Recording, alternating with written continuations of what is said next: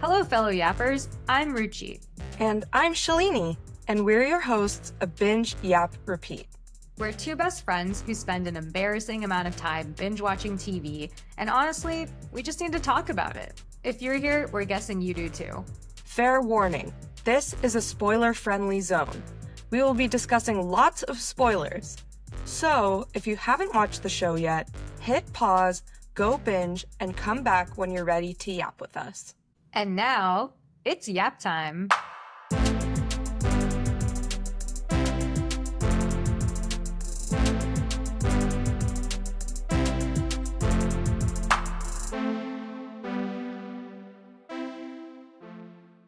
Hello, yappers! Today we're talking about Black Mirror Season 7, Episode 5, titled Eulogy, starring Paul Giamatti. What a surprise! Love Paul Giamatti. So the episode synopsis from the Google card. An innovative system that enables users to literally step into photographic memories of the past leads a lonely man, Paul Giamatti, to re-examine a heartbreaking period in his life. Ruchi, what is a Google card?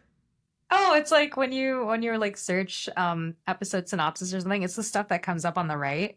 Like it's not a search result, it's just like a thing. Yeah, that's called a card. Google card. Yeah. Good to know. What were your overall thoughts, Ruchi? My overall thoughts. My OTs. I thought this episode was a lot slower paced than it normally was, than Black Mirror episodes normally are. But I found it to be relaxing in that sense. I know we always ask about, if this technology were available to you, if you would use it. I think this is one where I'm like, yeah, I absolutely would use this technology. This is great. And there didn't really seem to be any kind of negative repercussions like there often are. So I was like, oh, hell yeah, I would love to like relive these photographic moments of things. Yeah. What did you think? I liked it. I think I wasn't expecting this type of story to be told at first when I was like, oh, look what we have here, another nubbin that ports us into a digital world. I was like, oh man, come on. But I actually thought it was quite creative, and the way they told the story was really good. And I kind of like what I said in episode 1 with Common People. I think this was the type of Black Mirror story where if you can accept the technology as true, then you can just focus on the human story, which is the best part. So, yeah, I ended up really enjoying it. That was such a beautiful sentence. Yeah, the human story. I agree. I think it was a very, it really did not focus on the technology aspect of it all. And it was really just uncovering the relationship between these two people from the past forward. So yeah, I thought it was lovely. All right, so episode details. Philip, who's played by Paul Giamatti, he gets a call from this company called Eulogy and finds out that his ex-girlfriend from decades past, Carol, has died. The company requests Philip's contribution via his memories through photos to help Carol's family create a memorial. At first, he's pretty hesitant, but then he agrees to contribute, and he's sent a kit from this company. Right. And of course, the kit was a DHL delivery. Did you see that? I was like, yeah, a that's how DHL you drone know. delivery. Yeah, I was like, that's how you know that a European company made this show. Because it was a DHL drone and not Amazon or FedEx or something. Yeah. So true. So true. And so, yeah, he gets his kit, and what do you know it? Another nubbin letting him access the digital world. That's like 4 episodes in this season that deal with a nubbin on the temple, right? Because you've got USS Callister. Then we have Hotel one, Reverie. Hotel Reverie. And the first one, Common People. Wait, does Common People have one? I don't think there was a nubbin in that one. I think it was just... Did Beth Noir Wait, was there? No, there wasn't a nubbin in Common People. Okay. Okay, so three Okay, so episodes. just three, but 3 out of 6. That's crazy. 3 out of Also, six. what was the first episode that did a nubbin? Was it San Junipero? I don't remember what season San Junipero was, but USS Maybe Callister that's had season one, and that was 3. season 4. USS Callister, the first one was season 4? Yeah. I thought that was season 6. Oh, interesting. No, season 4. Yeah. Oh, okay. Yeah, I think San Junipero came before that. I think that was like season 2 or 3. Mm. Yeah, Yeah, I guess so maybe that was the Nubbin on first the one. Temple is just like Nubbin just on the temple. Nubbin on Temple. Oh no, our SpongeBob humor coming out. Where are we going with this? Okay, let's Okay, move yes, on. Let's yes. move on. There were many episodes where there is just a nubbin on the temple as a way to take your consciousness somewhere else. Yes. Okay, so we meet his guide who walks him through the process and asks some leading questions to help uncover his memories. Yeah. As Oh, and they, in oh this yeah, go part, ahead. I love how Paul Giamatti was like, "Oh, can we just skip the intro and get into it?" I thought that was so Yes, funny. And then that became like a callback that was like, "Oh, well, you said skip intro." right. I was like, "Oh my God, should I like go back and watch this episode and not skip the intro for this episode and actually watch it?" Oh, do I need to read my terms of service? Just kidding. It's gonna take me all day. Yes, that was a great callback. I had even forgotten that he said that, so I'm glad they came back to that. So as they explore the photos, we learn that they met when they were young adults and they ended badly because he has either, yeah, they've definitely ended badly because he has either cut or blacked her out of every single photo he has of her. Mm-hmm.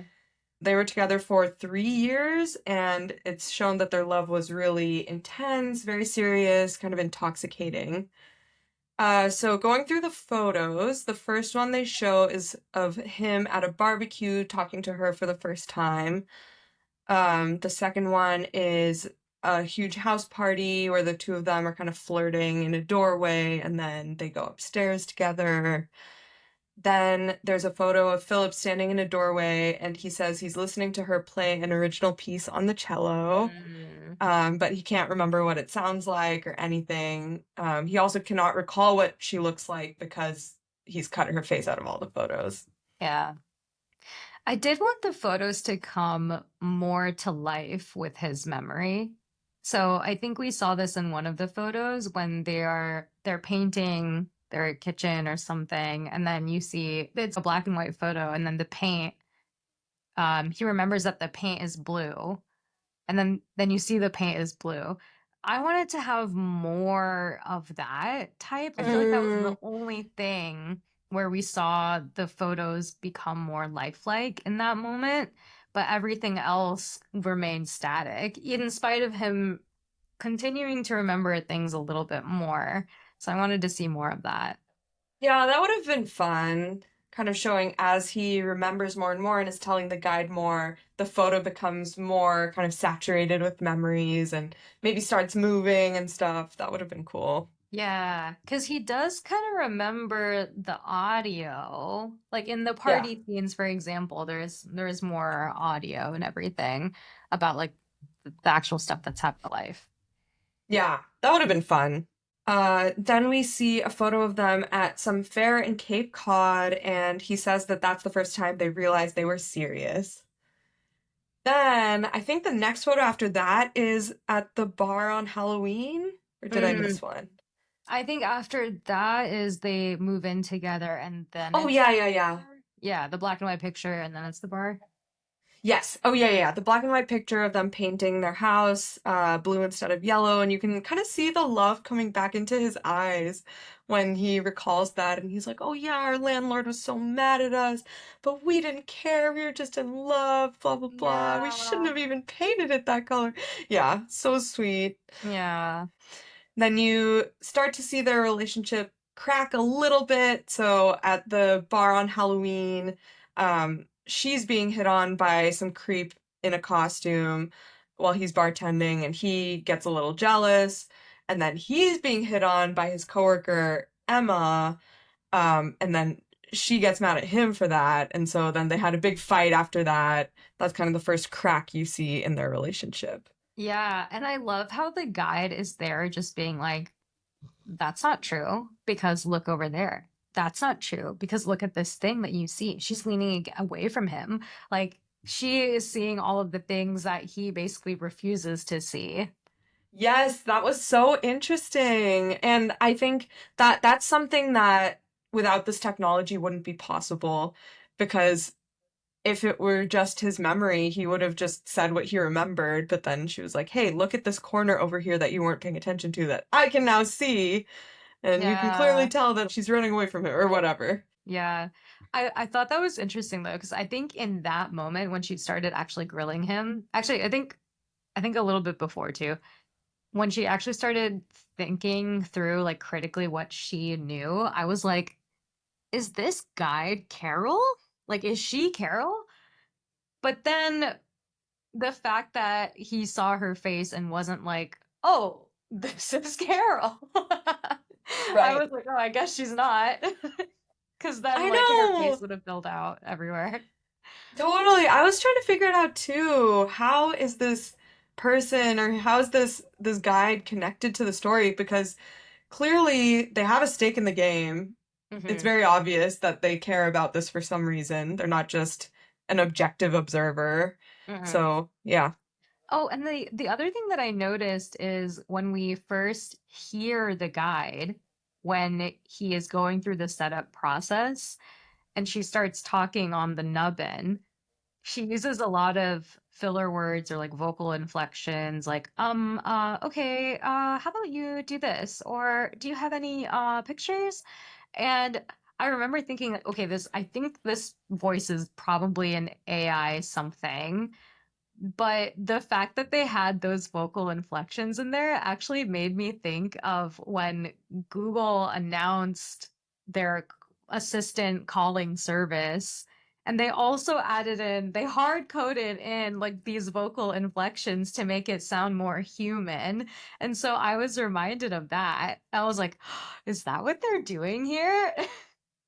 Interesting. Ooh, yeah, that always gives me the heebie-jeebies when something I know is a robot is like trying to convince Human. you, yeah, convince you that it's human by adding in all these filler words and stuff. Ooh. Well, Yeah. I'm glad it didn't go that direction and that she was stumbling over her words because she is actually someone, or I mean, a copy of someone. Yeah. Which I want to talk more about that too, but maybe a little bit later. Okay, yeah. Yeah, we can get to that. So then, after their big fight on Halloween, we find out that Carol got asked to play cello in London. And so she moves to London. Yes, pop off queen. Good for you. And then fast forward a little bit, she's been in London for a while. It's Phil's birthday, and we just jump into a photograph of him flipping someone off from his bed. But we know that Carol is in London. And Mm. so who is taking this photograph? And then he remembers that it was his coworker, Emma, Oh, also, the like, one that how would Carol he was worried not about. remember that? Or maybe Yeah, he did remember and he just come didn't on. want to talk about it. Probably. That was my guess, that he either blocked out the memory because he was so ashamed, or he just didn't want to reveal, but then obviously he had to. Hmm. Yeah. I gotta say, I was pretty unimpressed with Paul Giamatti's character. I I know, was me like, too. he's just a fucking dude at the end of the day. They're Yeah, all who just dudes. literally, and also I mean, the guide pointed it out to him that he keeps focusing on what she did wrong, but is taking zero accountability for what he did, which was Yeah. so egregious. Yeah. Yeah. Ugh, so rude. All right, so yeah, she calls him, but then Emma picks up and she's like, Hmm. "Wow, I knew it all along." A woman's intuition, always right. His Always intuition. right. Yep. And so Carol is understandably devastated. Then he already had planned to go visit her in London, so he goes to visit her, brings a ring with him, and then also just dudes being dudes. He's like, "Oh, she had gained some weight and also she didn't want any champagne. But this dumbass man did not put two and two together and realize that she was pregnant. I know, right? I was thinking about that too. I was like, what? Like, in what world do you not pay attention? Like, literally all of the previous episodes are them drinking together, so it's not like she's anti-drinking. And so if she Right. is not drinking, it's very obviously because of something. That's like the first logical step that you go to when someone's not drinking. You're like, oh, damn Yeah. it. Right.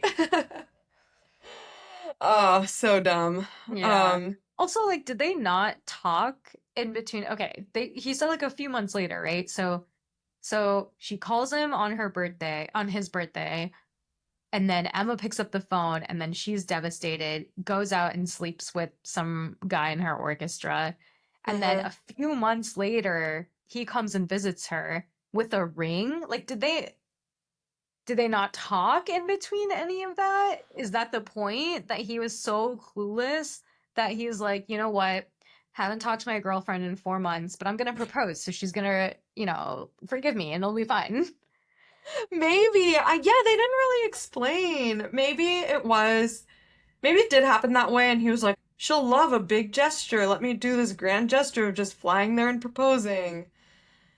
Where are they gonna live? What's the plan, bro? What's the plan, What's the dude? plan? You know what's Women love really, plans. you know what's sexier than proposing? A plan. A life plan. A life Yes. plan.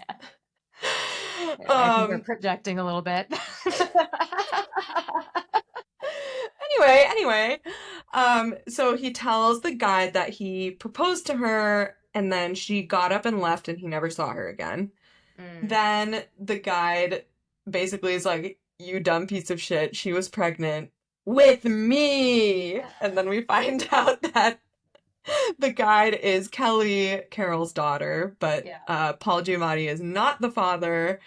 Uh, Kelly is the result of a one night stand that Carol had had after yeah, finding out that Philip cheated on her. yeah. What I thought was interesting is that this is the first time that we've seen an innie that is not obsessed with self-preservation. That's so true. I also noticed that, but yeah, that's very true. She was so kind of self aware of her role in the world. She was like, I'm Yeah, just here to gather the memories, and that's it. And yeah. then the real Kelly will collect them. Yeah, and so wait, so then does the Echo then like give all of that knowledge to Kelly? I think so. I think so. Or maybe Okay. Kelly, yeah, Kelly somehow must be able to download all of the information from the Echo. Okay. Yeah. Interesting. Yeah. Okay, so that makes sense that when he showed up, she wasn't just like, "Who are you?" Yeah. Totally. Yeah, she must know. Right, because her look was Question. so knowing when she looked at him during the funeral. Yeah. Okay, question. Do you think that the cello piece that she was playing at the end, by the way, is so beautiful. I really enjoyed the ending of this. Yeah. Do you think that the cello piece that she was playing by the end was something that she got from Philip's memory, like from the photograph, or Oh, from his recording? Or do you think that she had just known it this whole time and was like, this is a fitting piece to play for my mom? good question. I think I want to say the former just because I think that's a more interesting story. And I think if she knew some of her mom's original pieces, she would have said that to Philip at some point. She would have been like, Mm, oh, was it this one? Was it this one? Or something. yeah. I think she kind of made it seem like she also doesn't know any of Carol's pieces. Yeah, that's true. And I wonder if very similarly how Philip kind of just erased her face from all of the photos, that Carol also was like, I'm never gonna play this piece again because it reminds me of my time with Philip and like that piece of Yeah, shit, like I never want to see him again. I could totally see that. Yeah, Yeah. yeah. Oh my gosh, also my heart broke when he realized that she actually did leave him a note and the note was in the picture. And he was trying Yeah. to pick it up. I was like, let him pick it up. Oh my God, his face was so heartbreaking. He was just, Yeah. Oh, he was so distraught. That was so sad. Yeah, someone give him that pendant where he can be like, give me the universe where I saw the note. Yeah, he needs that pendant. He needs that pendant because who knows what would have happened. Yeah, Yeah. get together. Uh, so I guess backing up a little bit, Philip realizes that he has a disposable camera from that trip with just one photo taken, that he gets it developed, and that's when we see that note. Thank God he kept it. I Thank don't God. know how that's possible, but thank God. Yeah, thank And God Philip yeah. is a hoarder. Yeah, seriously. His old Converse box. And yeah, he reads it and turns out she wanted him to meet her after her performance, and he never Yeah, knew. I And she know. hadn't left him forever. And this is why communication is important, ladies and gentlemen. This is why you gotta communicate everything in the moment. Nobody's a mind reader. Nobody's a letter reader either. No one reads or listens to anything anyone says ever. What? Yeah, I know. If it was me, because I'm an annoying person like this, I would have been like, what if he didn't read the note? Let's just confirm with him. Yeah, Like, exactly. Let I'm me just just wondering, text did you him. get that note? Yeah. True. Like So at this least, would not have happened to me.